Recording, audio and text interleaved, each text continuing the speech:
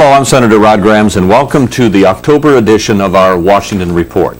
Now, as you know, recently the Senate passed a $7.4 billion agricultural funding bill that will bring some much-needed relief to the nation's struggling farmers.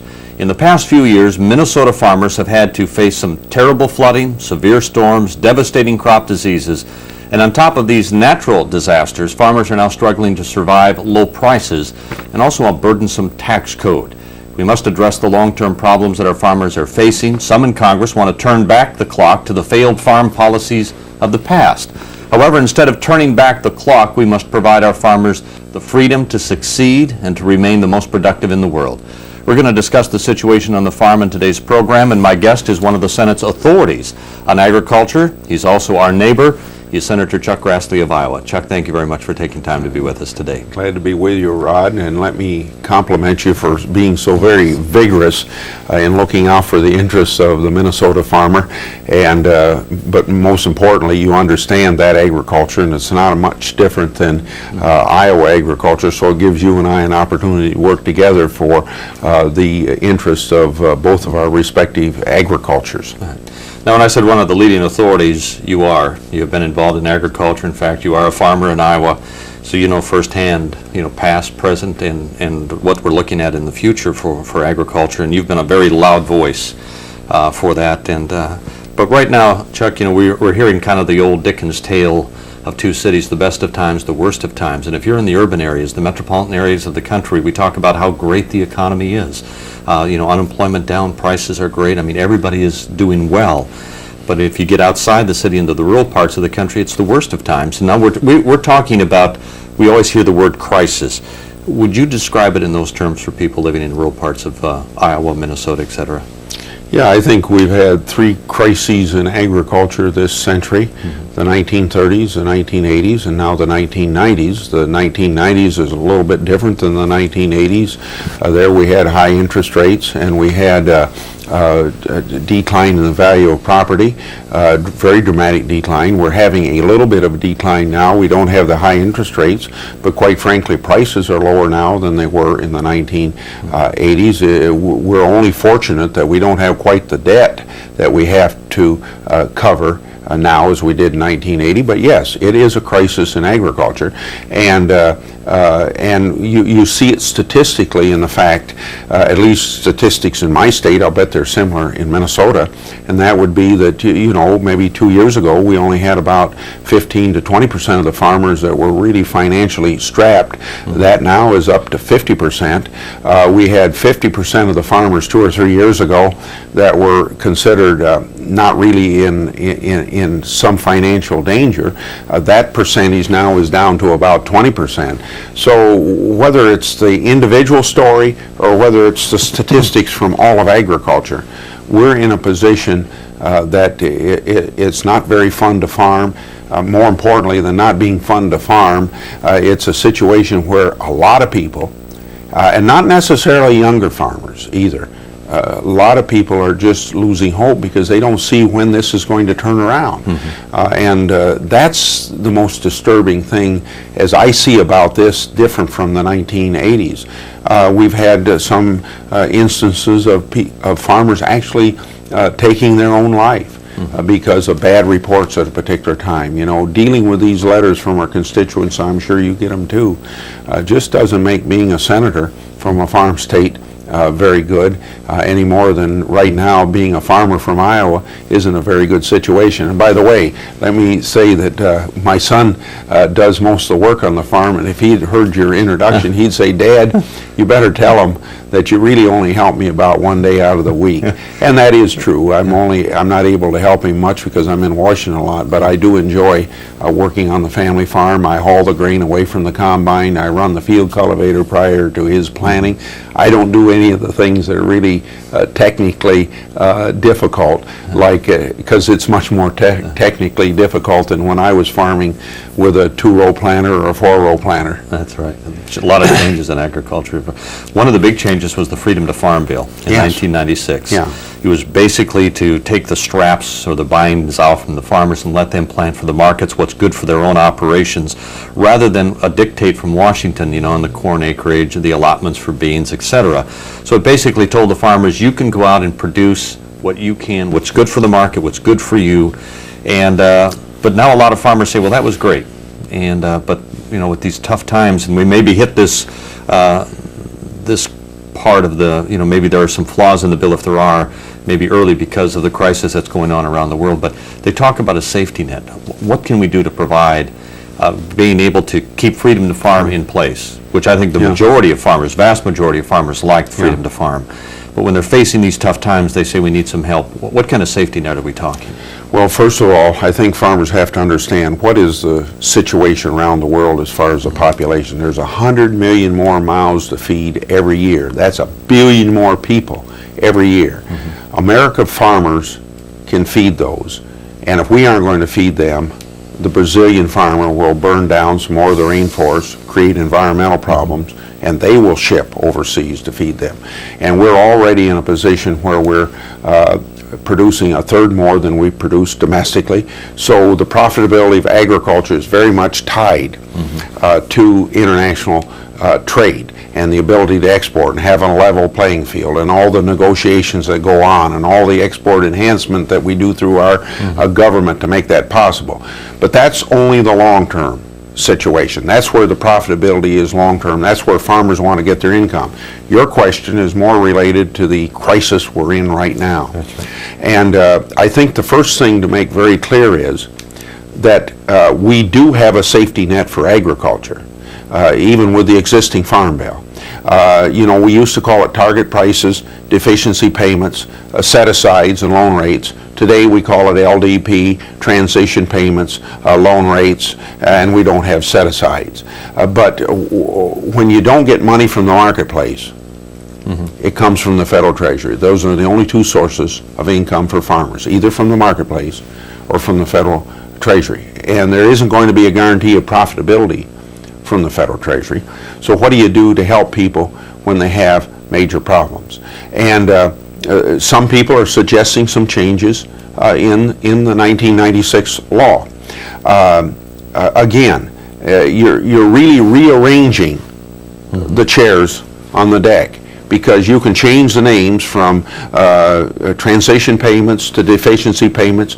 You can change from LDP to target prices, all those sort of things. But remember, one way or the other, what are you going to do for farmers when we got low prices like we do now? And so a perfect example of Congress having a safety net is what we set up in the 1996 Farm Bill for payments ahead of time, not after the fact, but before you get into the crop year, you know exactly what you're going to get.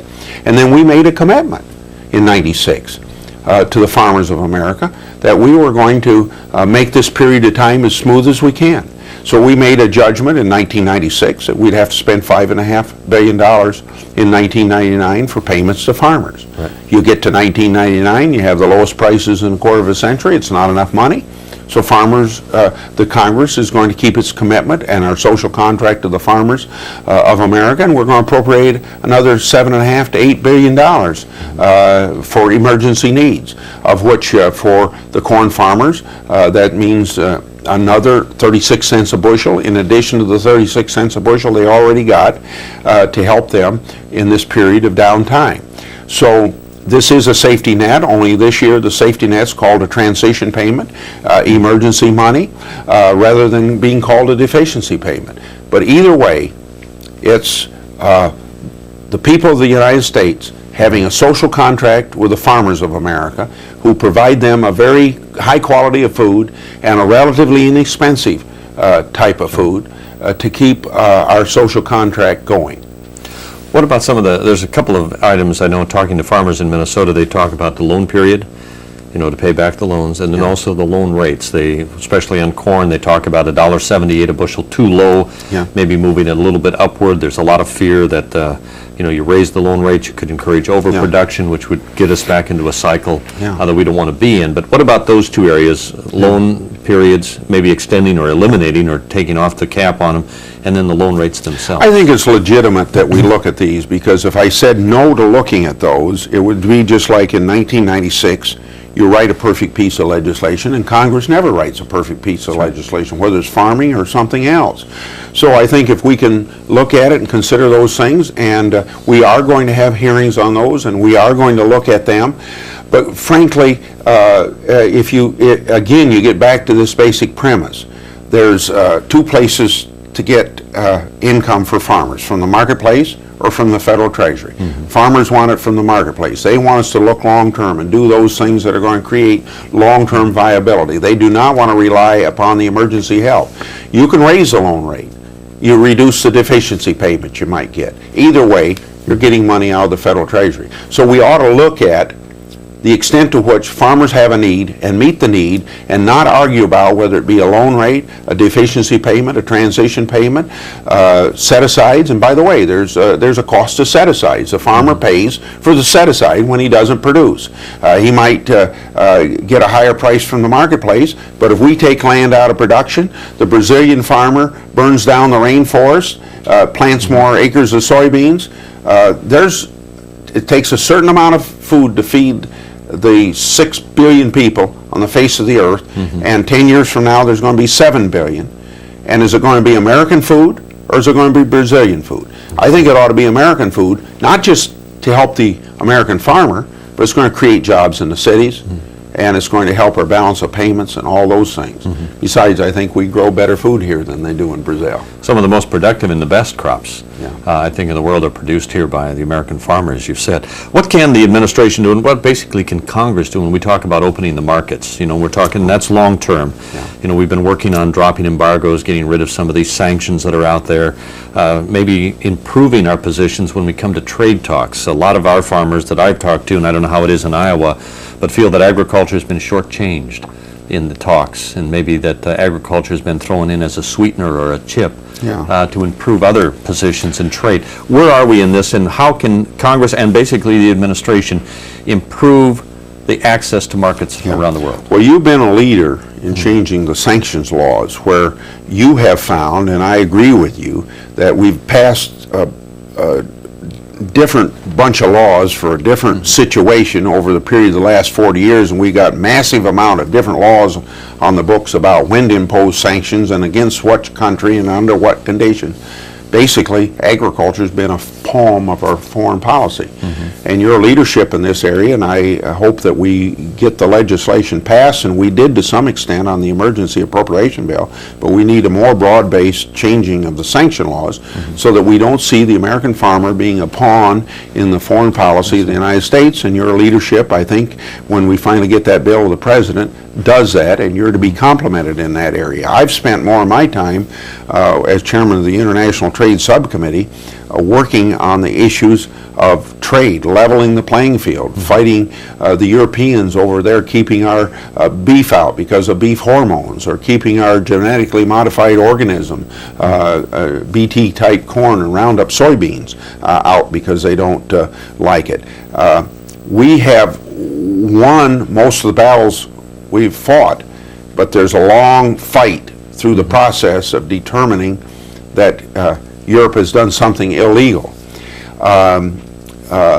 We just have to keep that battle up, because if we let them win one of the major victories that we had in the 1993 GATT agreement, in which we said that there can be no non-tariff trade barriers, that every sanitary and phytosanitary rule must be based on sound science, not on political science. If we let Europe get away with what they want to, they are going to negate everything that we won in the 1993. Now we have another round coming up, starting in December, with the World Trade Organization meeting in Seattle, and probably the next 3 years of hopefully making further gains for agriculture in the area of trade. Then we've got the issue of China. Is China going to come into the World Trade Organization with special consideration? In other words, special exemptions? If they get in there that way, just like any third-rate underdeveloped nation does come into there, instead of them being our biggest market, China will be our biggest competitor. So it's necessary when it comes to China that we get in there on commercial terms, no special considerations, open their markets up, not have state control of trading, as they normally do now, and we will be able to get a lot of our agricultural products in there. Now, we had a situation in April where, much to our surprise, our country negotiated good agricultural issues with China, tremendous victories, much more than I would have predicted 2 months before that. And then it fell through the cracks because the labor unions came to the president and said, we don't want China in the World Trade Organization, and he got scared and dropped everything. Now we're back at the bargaining table. Hopefully we have not lost any of those gains with China that we made for agriculture, because as this is completed now, if we don't lose those, it's $300 million more profitability for the pork producer by what we send to China. And they're going to be one of our major markets for our soybeans as well. And I think people realize, or have to realize, about a third of all our crops are exported. So if we were going to produce just domestically, for domestic production or consumption, all our farmers would have to cut back by a third. And as you've said, Senator Grassley, that the profitability for a lot of our farmers depend on these markets. And look at what that would do to your small towns in Minnesota and Iowa if we shut down a third of our production. It's going to cut down on a third of the seed, the fertilizer, and the chemicals that are being used. And it's going to hurt those businesses. It's going to hurt jobs. We're going to produce less John Deere tractors. And we're going to have to lay off people, the assembly line off of John Deere's, et cetera, et cetera.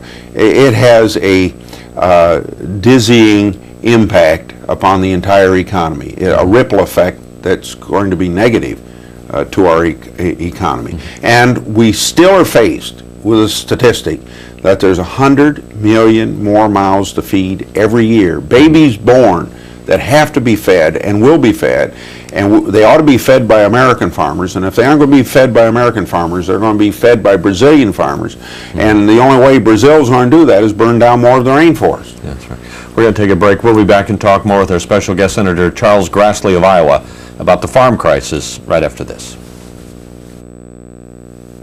The average kid doesn't get straight A's. The average kid could live on French fries. I could live on pizza and ice cream. Gummy bears. The average kid trusts their friends more than anybody. The average kid is totally bored. Totally bored. The average kid has a lot more on their mind than you think. The average kid is pretty strange. The average kid has been offered pot. The average kid thinks everybody else smokes it, but the average kid doesn't.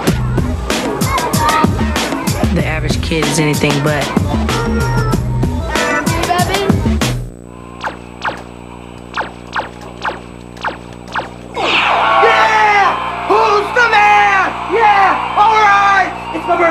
It's my birthday. Oh, it's so pretty. Oh, I told you, don't be bringing that weak stuff in here. Yeah. Who's the man? Who's the man?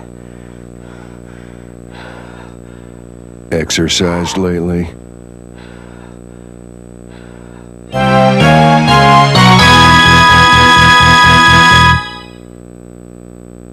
State tax and capital gains tax. And again, thanks for joining us today in our special program dealing with the farm situation, the farm crisis across the country. Our special guest and our neighbor, Senator Charles Grassley of Iowa, one of the leading experts and authorities in the Senate dealing with the agricultural issues. And Charles, thanks very much for being with us. Thank you. Glad to be with you. One thing I was going to ask you is, when we were talking here, you were talking about a contract that we have with farmers, or farmers have with the American people. Why should a lot of people that live in the urban areas or the cities really be concerned about the problems that agriculture is going through? And they maybe don't know a lot of these farmers, and they maybe can sympathize, but why is it important for them to be aware of the problems? Because people anywhere in the world, and even in the United States, are only 9 meals away from revolution. You're talking about maintaining social cohesion, a peaceable society, and eating is part of people being comfortable and being peaceable. Beyond that, it's good for your health to eat. And beyond that, it's got a lot to do with the economy. But I think that people in America, and this isn't true of Minnesota or Iowa, they know the importance of the family farm, but you go to New York, I think they think that milk comes out of bottles and not out of cows. And consequently, we've got to do a better job of telling our story. But the point is, people in the really large cities of America may not really appreciate the family farmer until they go to the supermarket and there's no food there.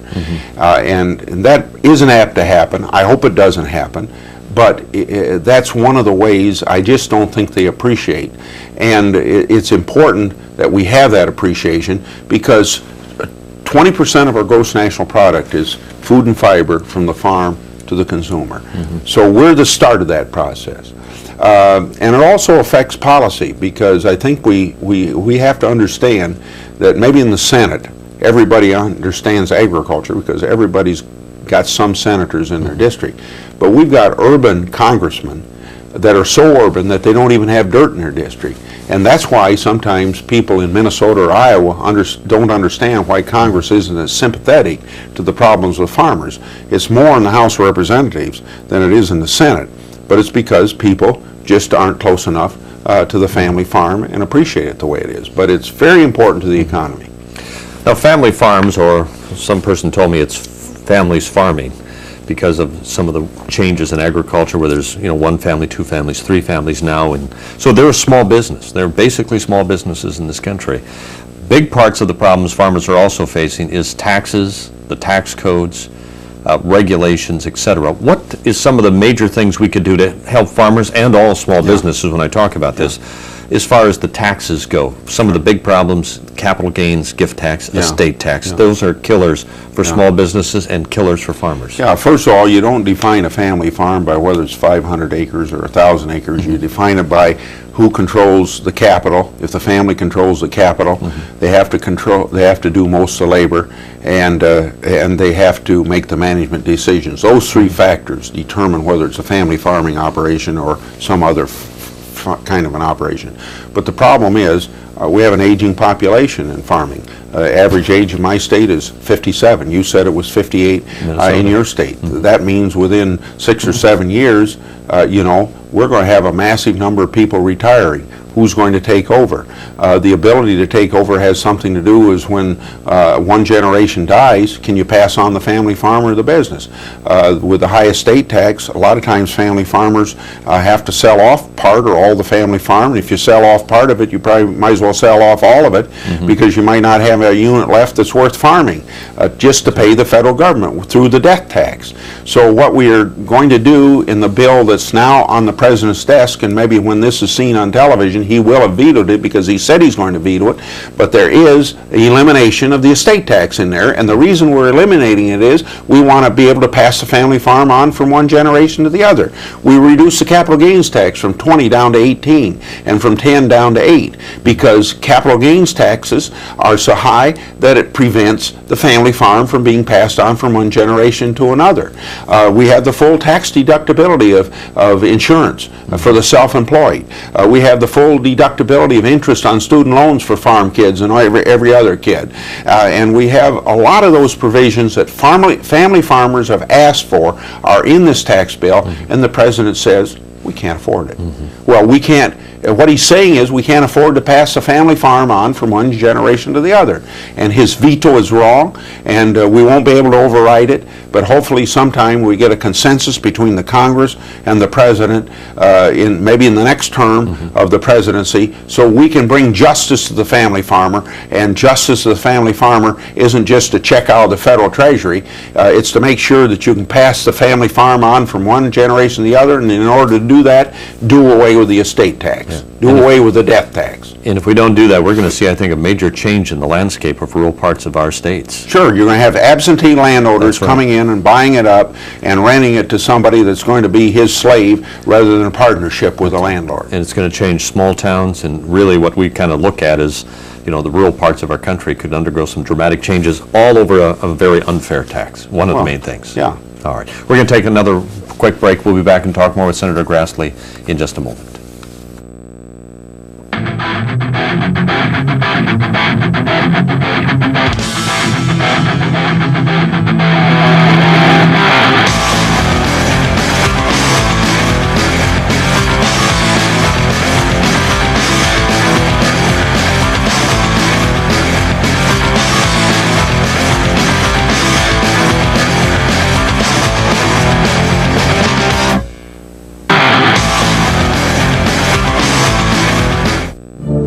Over 2 million acres of our wildlands burn each year, and hundreds of homes are lost as a result.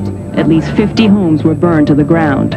Dozens more were damaged as fires raced through dense brush and steep canyons. Flames don't know the difference between forest, rangelands, and homes. Learn how you can fireproof your home. For more information, contact your local fire protection agency, State Forestry Office, or the USDA Forest Service.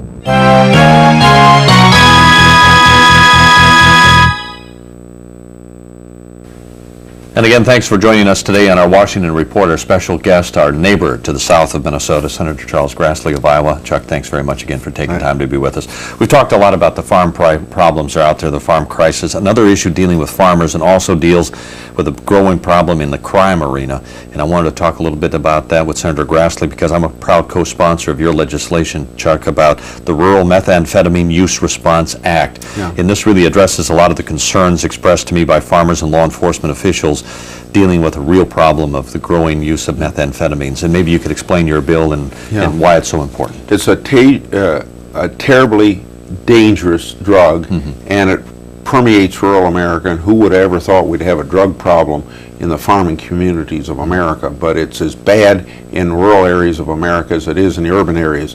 And anhydrous ammonia is a product that's stolen by people that want to manufacture methamphetamine. So they go out to the farm, steal it out of the anhydrous tank, they make methamphetamine. The problem is that different states have different laws. So when there's an interstate transportation of the product anhydrous ammonia, we're going to have a felony under federal law that preempts state law that would allow a uniform penalty around the country for stealing of it. Because we had Missouri makes it a felony. They go over to Illinois to steal it because they know that they aren't going to get as long of a sentence in Illinois. So we want to have strict criminal law against the stealing of a product that's used in the manufacture of methamphetamine. And this has very strong support from, I know, our law enforcement agencies, from the Sheriff's Department, et cetera. So I really appreciate that. And again, as I said, I'm a proud co-sponsor of your legislation. I hope we get it done.